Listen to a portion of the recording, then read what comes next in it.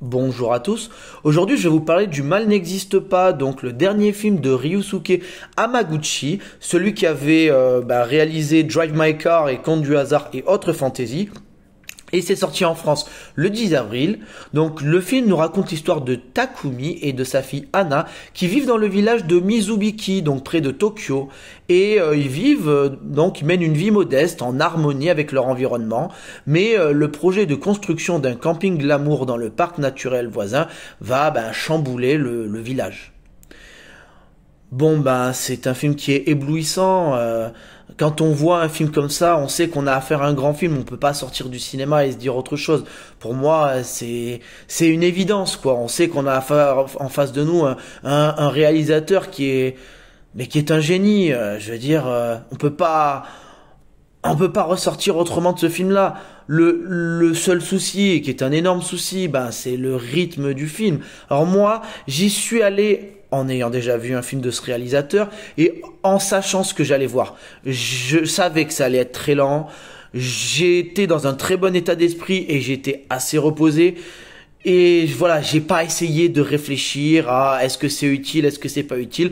Je me suis laissé guider. Et là, il faut vraiment, vraiment se laisser guider. Alors, qu'est-ce que ça veut dire de la lenteur?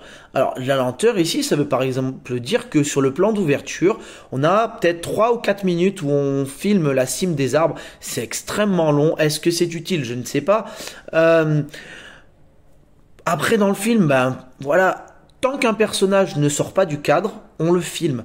Que ce soit utile ou pas. Dans un autre film, ça aurait été cuté, bien sûr. Parce que, on va aller voir marcher pendant 15, 20 secondes. Le père qui marche avec sa fille, ça n'est pas particulièrement utile au récit, mais on le filme. Le père, il va couper du bois et on pourrait montrer qu'il coupe du bois, il pourrait couper une bûche. Il en coupe 8. Et tant qu'il sort pas du cadre, pareil, on continue à filmer. Donc c'est vrai que il y a énormément de lenteur et que c'est une volonté. Alors moi je dirais quand même que même si voilà, je suis pas un fan de ce genre de choses là, la lenteur à l'extrême comme ça. Et que ce soit du contemplatif à ce niveau-là, je sais pas, c'est pas mon truc de base. Mais effectivement, comme on est dans une forêt où on est censé montrer le calme et le fait que ce soit paisible, je trouve que finalement, ça nous met quand même dans l'ambiance. Donc, dans un sens, c'est justifié. Mais c'est clair que ça va rebuter beaucoup, beaucoup, beaucoup de personnes. Bon, ensuite, ça c'est donc la première demi-heure. Et la première demi-heure, en fait, ok, c'est très très lent. Mais, alors, pas que la première demi-heure, hein, le film en général est d'une beauté esthétique hallucinante. Que ce soit la forêt, les lacs, la nature, même les scènes les plus simples de conversation. Tout est filmé, mais je sais pas si j'ai déjà vu un film aussi beau esthétiquement. Tout est magnifique, les couleurs, le niveau de détail. Je trouvais qu'on avait un niveau de c'est comme si on passait d'habitude du Full HD à la 4K. Tout était visible, le moindre détail de l'image. Je trouvais quand la petite elle court ou quoi dans la forêt, on a l'impression que on passe du 30 images par seconde aux 60 images par seconde. Tout est décomposé, mais voilà, le film est d'une beauté ahurissante, vraiment. Donc cette première demi-heure, elle est donc ultra lente. Après, on a donc une scène de 20-25 minutes de conversation entre les habitants et les gens qui représentent le camping. J'ai trouvé que c'était ultra intéressant et que effectivement on voyait bien les réactions des Japonais.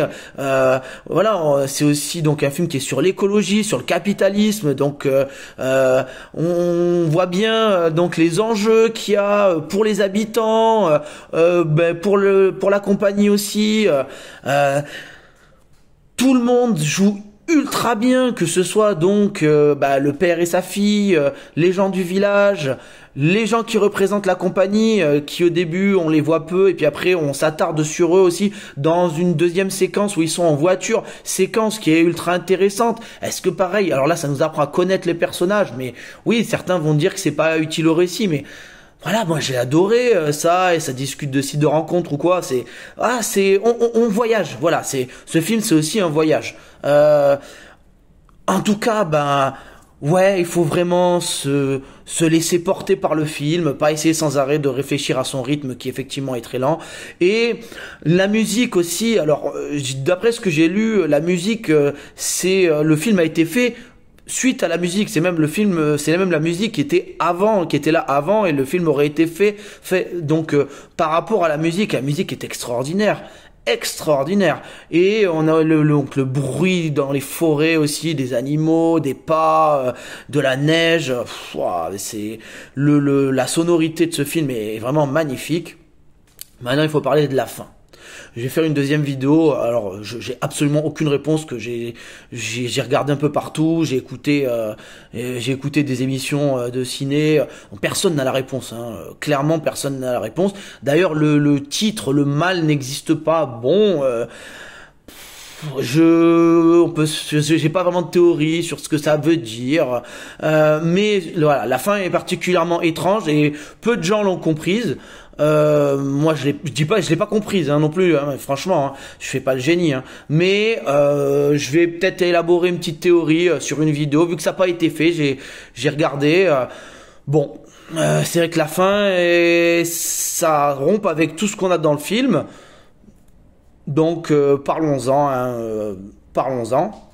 Mais moi, j'avoue que c'est sûr que c'est très difficile. Cette fin, elle est très particulière. Bon, en tout cas, j'ai passé un très bon moment.